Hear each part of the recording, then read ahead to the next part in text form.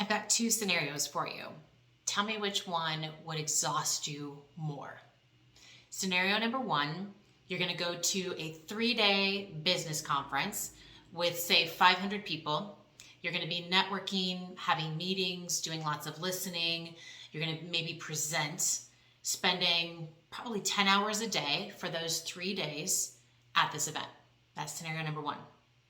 Scenario number two, 3 days, 10-hour days, focusing on finishing a big project that you've been working on for a long time, and you've got to cross the T's, dot the I's, get the final details to finish it at the end of 3 days. Which of those scenarios would exhaust you more? There's probably different answers, one or two. It just depends on how you're wired. Some of you who are full-on extroverts would thrive in that conference setting. Those of you who are detail-oriented and love to finish things and cross things off your list, it may be the highlight of your work life for that quarter to focus on finishing and finalizing a project and getting all the details straight and submitting something with excellence. That may just get you going. Let me give you another scenario. Tell me which one would be more energizing. You get to have 4 hours with your favorite person doing whatever you'd like. How do you feel after spending those 4 hours with your favorite person? Now, 4 hours with a difficult person. Maybe it's somebody you're in conflict with. Maybe it's somebody who has some personality characteristics that just kind of rub you the wrong way. How do you feel after 4 hours with that person? It's likely that you feel energized with your favorite person after being with them. You feel uplifted, you feel filled, and then opposite with the other person, right? You feel drained, you feel exhausted, you feel like you have to let out a big sigh, you feel like you need to take a break. Here's my point. Spending time, conference, 3 days, 10 hours a day, project, 3 days, 10 hours a day, time with the people, 4 hours each. Just because you spend a certain amount of time, it doesn't, one, have the same return on your investment of time, meaning doesn't have the same benefit. And two, they take and debit from you differently. So you give 4 hours, but you're also giving other things. Other resource banks are being utilized. It could either be life-giving back to you, or it could be draining and exhausting. Now, even some good things and things that you love to do can take more from you than just your time. So here's the thing. If we want to be good at time management, we also have to understand what else comes along with our time commitments and with the tasks and responsibilities that we are putting our time to.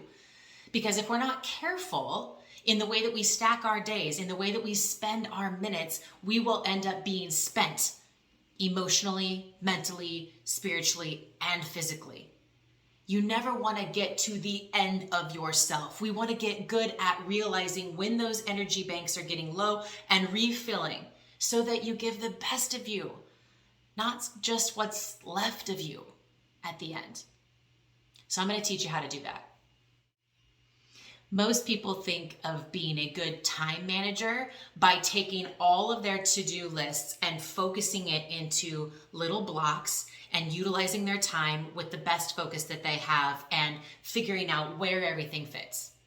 Time management is not just about making things fit. It's not just about making you show up on time so that you don't run late. It's not just about that. It's also about putting your priorities first. Maybe you've heard about the boulder versus the pebble, which I'll touch on in just a minute.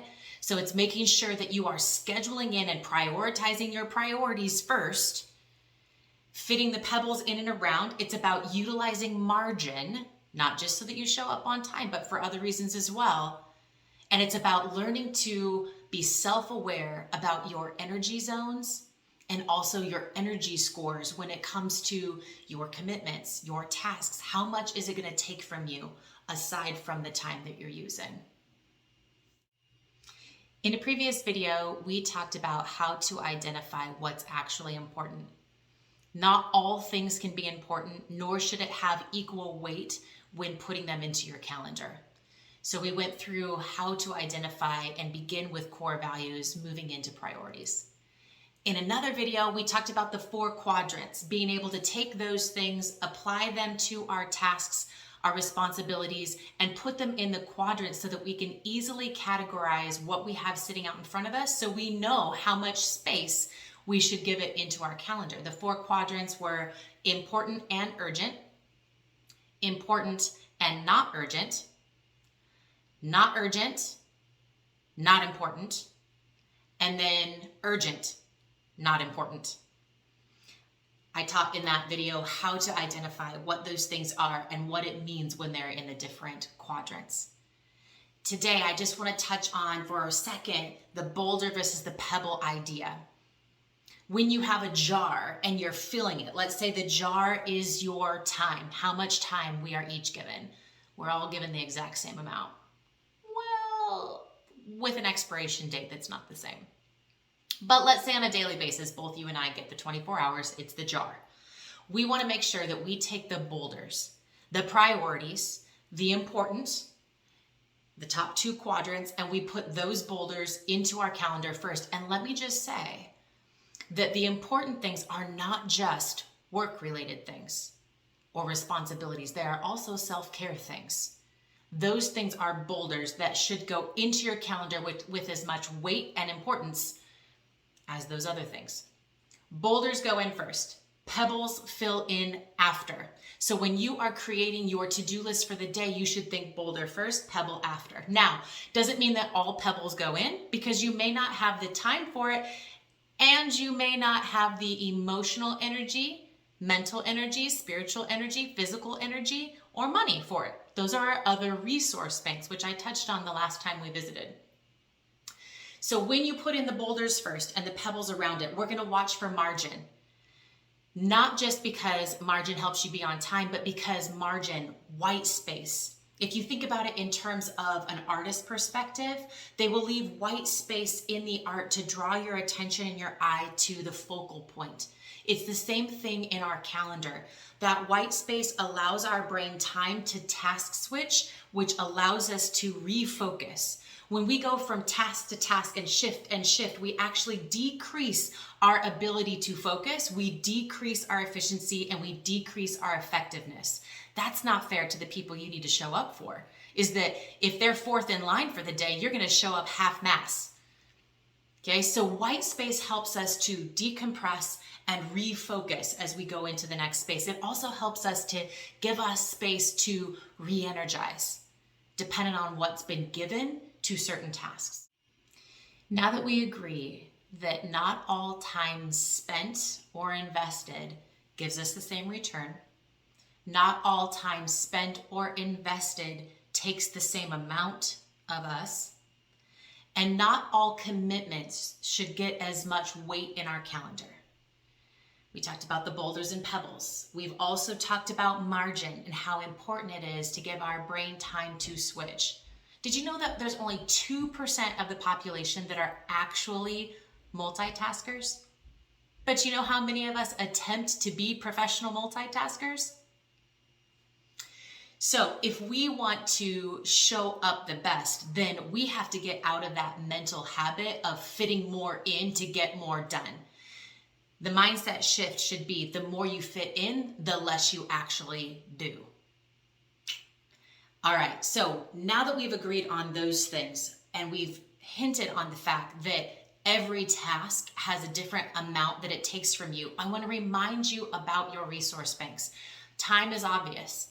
Money is fairly obvious. But what people don't think about is the emotional energy that we put toward things, the mental focus and the mental energy that it takes to put toward things.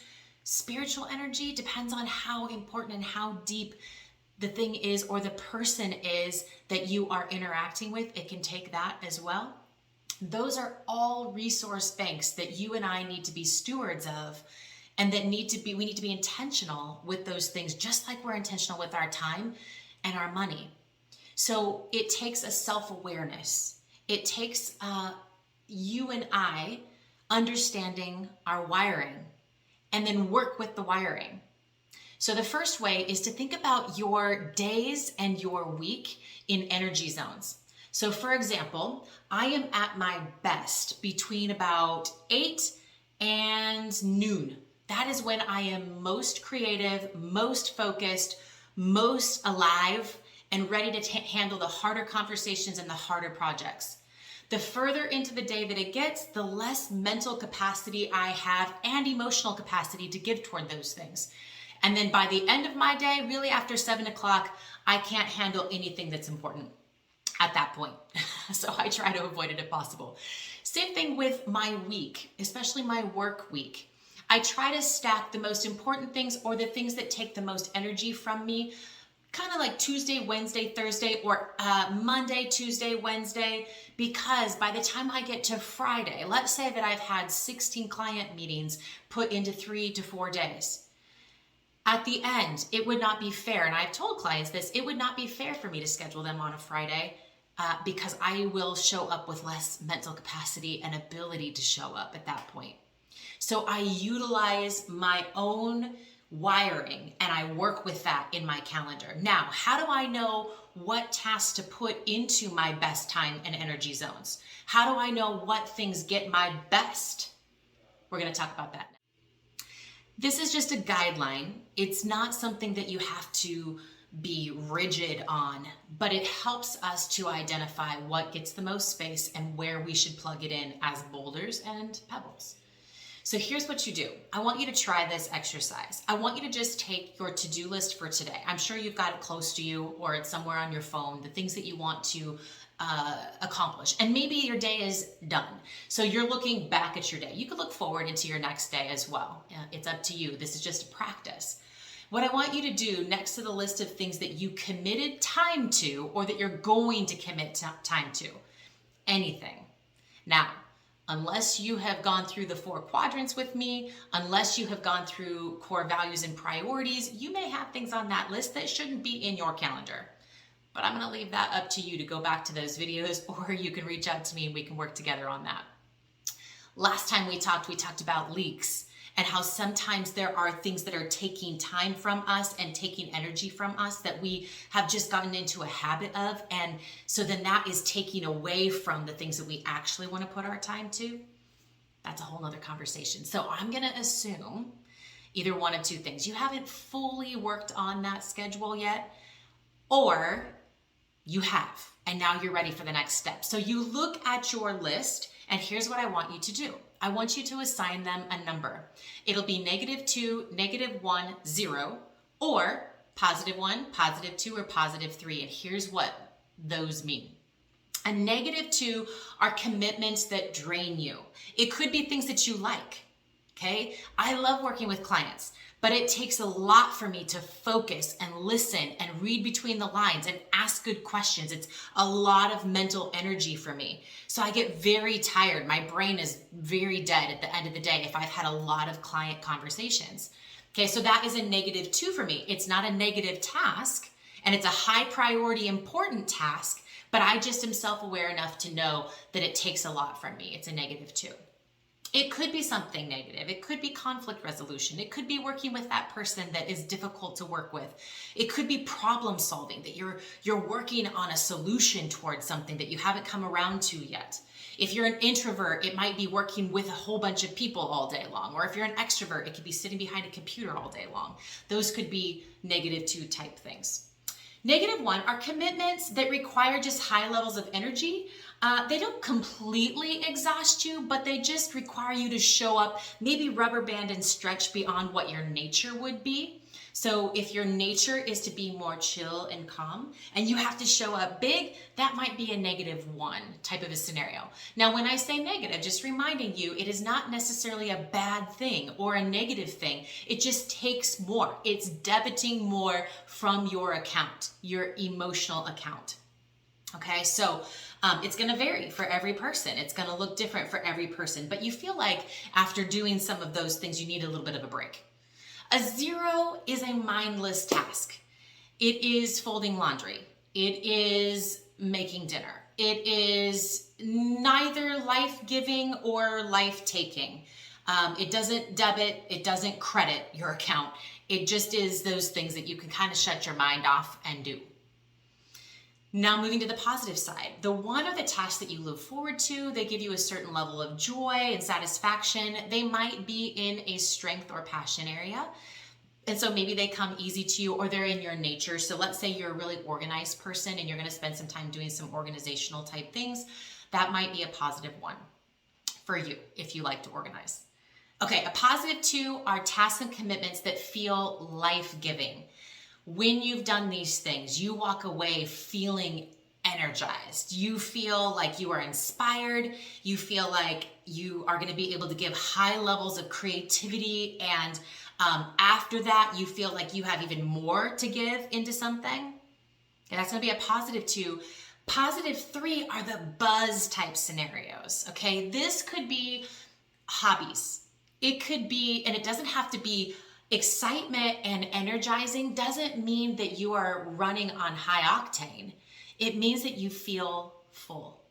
So what that means is you could sit on a boat, on a lake, in the peace and quiet, and that could be a +3. Because being in nature, being in the sun, and spending time with your loved one or by yourself is life-giving. You feel full. You feel like you can breathe. You feel like you can relax. You feel like you've had time to decompress. You feel re-inspired because there's space in your brain and in your life. Those are the +3s. So now what do we do with this task list that you've assigned? Now we look at these things and we go, where do we put these things? First of all, let's make sure that they're boulders first. Identify the boulders first, because my clients are boulders for me. They're a part of my purpose, right? And they take my intention and my focus. They get big spaces into my calendar. So I try to schedule my clients, like I said, Monday, Tuesday, Wednesday, or Tuesday, Wednesday, Thursday, if I can, so that I can show up with the best of me, right? Because those are going to be -2s. Now, I also know that it's important for me not to do more than 3 clients in a row, because that would be -2, -2, -2. And what's going to happen at that 3rd client meeting? I'm going to zone out. It's going to be so hard for me to listen. I'm going to feel like I need to take big breaths, get up and move. I'm going to feel like I'm losing my train of thought.